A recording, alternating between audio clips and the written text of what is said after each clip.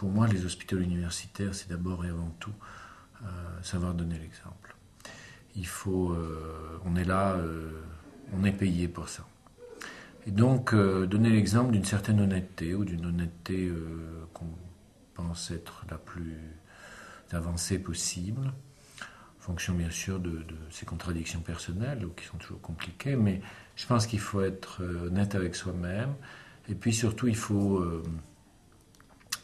apprendre à donner aux malades. En gros, j'ai commencé à m'intéresser à la SLA, c'était vers les années 80. Alors pourquoi la SLA Je crois que les raisons sont multiples. À ce moment-là, j'étais à l'Hôtel Dieu, cherchant un petit peu, au fond, je me demande toujours cette question autour de recherche, soins, enseignement, et d'avoir une spécificité progressive. Au fond, c'est toujours, je crois, notre vision progressivement. On part d'une spécialité très généraliste, et puis petit à petit, on va s'intéresser, on va devenir le spécialiste d'une pathologie. Bon, elle m'intéressait parce que, d'une part, à ce moment-là, je m'intéressais à l'activité motrice, du point de vue plus fondamental, et puis aussi, elle rentrait dans le champ de ce qu'on appelle les maladies neurodégénératives, c'est-à-dire des pertes cellulaires progressives pour lesquelles j'essayais d'avoir une espèce de modèle dans ma tête, et donc ça me paraissait logique de s'intéresser à ces patients-là. Alors, à ce moment-là, la situation était vraiment, je dirais, dramatique. Enfin, j'ai vécu, moi, avec la SLA, un parcours tout à fait, je dirais, idyllique. Vous ne voyez pas de dire les choses comme ça. C'est-à-dire qu'en fait, j'ai vécu une espèce de paradis puisqu'il n'y avait rien. Au fond, c'est quand même plus facile de construire quand il n'y a rien que de construire quand il y a quelque chose. Et c'est peut-être d'ailleurs ce qui m'a, au fond, guidé. Il n'y avait rien, personne ne s'y intéressait. À l'époque, quand on faisait un diagnostic de SLA, il fallait se sauver d'abord et sauver le malade ensuite, ce qui n'était pas le cas. Et donc, on ne disait rien au malade. On ne donnait pas de diagnostic. On lui disait qu'il allait peut-être récupérer un jour, que ça allait s'aggraver, mais qu'il récupérait peut-être un jour. Bref, on était essentiellement dans le non-dit ou dans le mal-dit. Puisqu'en général, on prenait aussi la famille pour expliquer à la famille que le malade allait mourir très bientôt dans des conditions affreuses, effroyables. Et donc on créait en plus cette espèce de rupture entre le malade et sa famille. Au fond, ce qui m'intéressait dans la sclérose latérale amyotrophique, c'est que c'est une maladie où il y a d'abord rien à faire. Et puis, je dirais qu'il n'y a rien à faire même sur le plan des examens complémentaires. Et je continue à penser que ce qu'elle m'a apporté, c'est d'utiliser mes mains. C'est d'utiliser mes mains pour rentrer en contact avec les malades. Et que ça a été très important. Ça a été, je pense, même ce que je considère comme le plus important. Donc, en fait, c'est toutes ces raisons un peu obscures d'une révolte contre une exclusion, d'une révolte contre une médecine qui devient une médecine de radiologie, d'éloignement du malade, et une révolte contre le fait qu'on ne parle pas aux gens. Puis très vite, on a absolument mal compris, ou pas compris du tout, toutes les questions que je pouvais me poser. Et à cette époque-là, dès cette époque-là, très violemment et très rapidement, des questions sur la fin de vie. Et là, j'ai eu des entretiens ou des réflexions franchement difficiles et désagréables. Une non-compréhension totale. Au fond, les gens ne comprenaient pas pourquoi on s'intéressait à des malades qui allaient mourir. J'ai préconisé assez vite de donner le diagnostic. Donc, toute une problématique autour de cette annonce du diagnostic.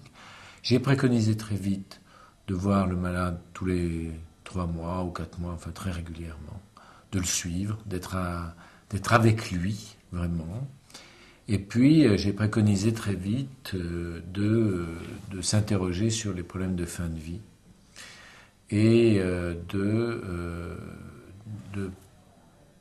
poser au fond la question au patient de son désir. C'est une question très difficile, la question du désir, bien sûr, mais en tout cas, bien sûr, ça m'a conduit à des situations complexes, hein, de désir de mourir, ou au contraire de désir de trachéotomiser.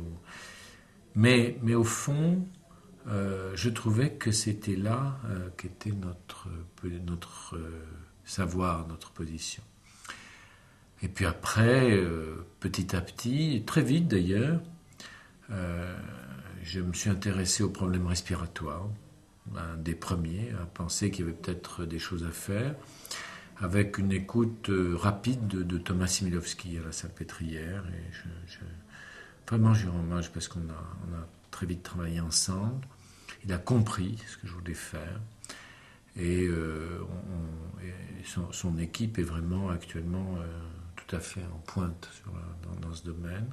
Autrement dit, on a petit à petit acquis toute une technicité dans une maladie qui était au fond,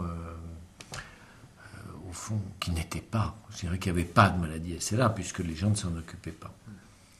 Alors, c'est en ce sens que je vous ai dit que j'ai vécu un paradis, hein, parce que je crois que personne, franchement, n'a pu vivre ce que j'ai vécu de défricher. Maintenant, il y a des structures de prise en charge, maintenant il y a une réflexion autour de cette maladie, maintenant il y a des choses qui en font une espèce de modèle. Je crois que le modèle, il est parce que, je vous dis, c'est une maladie qui était en friche, donc on pouvait construire ce qu'on voulait, et à partir de là, le cadre était peut-être plus simple à définir, d'essayer de penser l'ensemble de la prise en charge de bout en bout.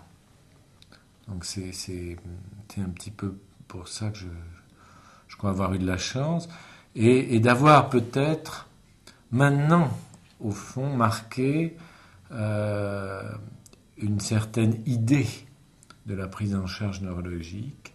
Et les jeunes, je crois, maintenant ont compris qu'on était passé.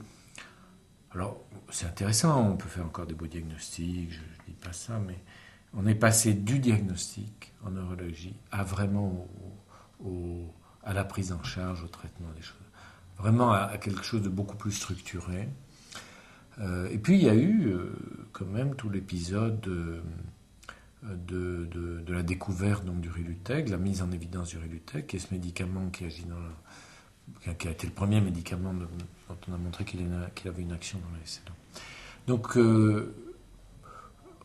en fait, j'ai pu montrer aussi que la SLA, c'était pas simplement prendre en charge au quotidien. C'était en même temps, et on est en train de développer toute la recherche clinique, donc c'était au fond développer et montrer que à partir de cette prise en charge, à partir de quelque chose qui paraissait d'un effroyable quotidien, on avait les mains dans le cambouis en faisant de la prise en charge.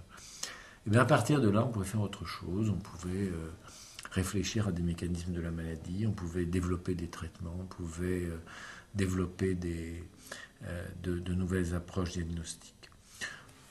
Donc c'est au fond,